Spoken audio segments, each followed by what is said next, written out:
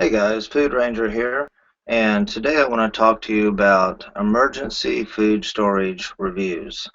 3 items to stock up on now before they're gone.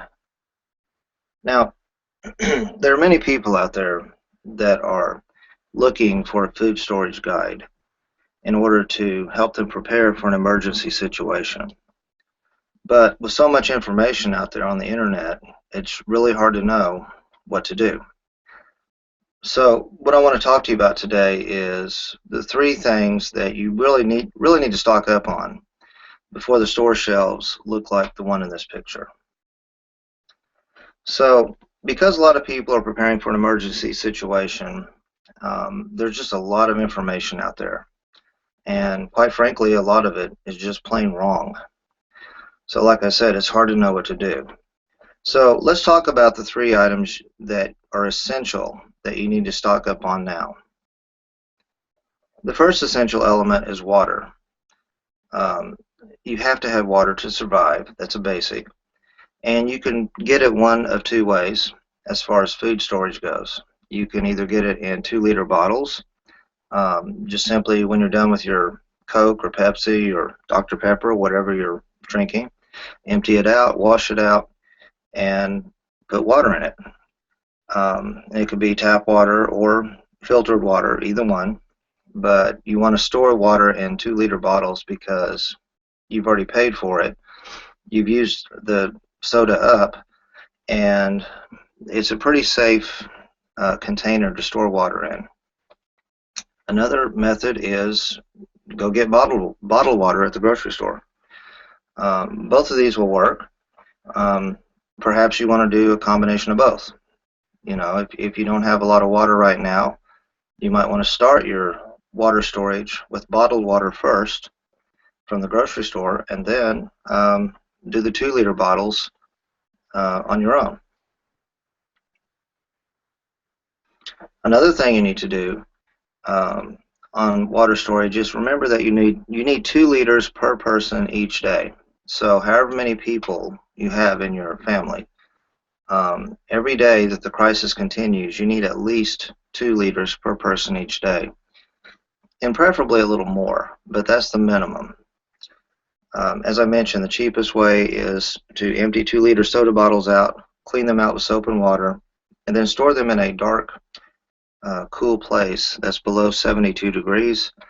And the reason for that is so that there's not bacterial growth in your water over the long term. Another thing you need to stock up on are canned foods. These are great for emergency storage. They require very little prep time. You want to look for items that are at least a year or longer as far as expiration goes. And you just want to buy what you would normally eat. One of the biggest mistakes people make is they'll start food storage and they'll get all excited and they'll be like, well, I'm going to go out and buy a bunch of Spam. Well, if you don't normally eat Spam, then don't buy Spam. Don't buy canned items that you know you're not going to eat unless there's an emergency, because the chances are it could still be there a year from now. It'll expire worthless, and you won't be able to do anything with it. So that's just a waste of money. Just buy items that you normally would eat anyway. So if you eat chicken noodle soup in a can, then buy those items. If you eat green beans in a can, then buy those items. Let's talk about dry goods. This is something you really need to have in your food storage preparations. They require a little bit more time as far as preparing them, but the shelf life is longer. And these include rice, beans, pasta, mac and cheese, dehydrated milk, and dehydrated fruits and vegetables. And these are items that every person that is interested in food storage should have, especially for a longer-term crisis. Longer-term crisis would be one that, let's say, lasts more than 2 weeks. Then you'll definitely want to have these items in your food storage. An essential item that you need to have is peanut butter, as you can see in the picture here, or items like this. You need to have some items that you can eat quickly. These would include energy or breakfast bars, almonds, trail mix, as I mentioned, peanut butter, and also some instant beverages would be good. Instant coffee for your morning shot of caffeine. If you're on the go or you're on the move, you're moving from one place to another, then you definitely want to have these items that you can get into quickly and not really have to think about cooking, especially during the first 24 to 48 hours of a crisis. So what should you do now?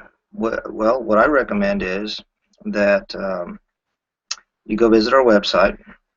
There's a free video on there, and it's called 37 Food Items That You Can't Get in the Coming Disaster and May Not Survive Without. There's a page on my website where you can sign up to get some more information on this video and get the video.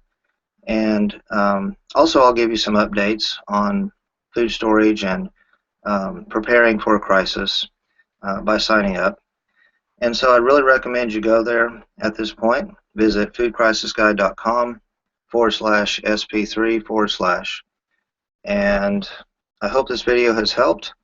And I really hope that in your food storage preparations that you consider these 3 items to stock your food storage with. Okay, that's it for today. Thanks, bye.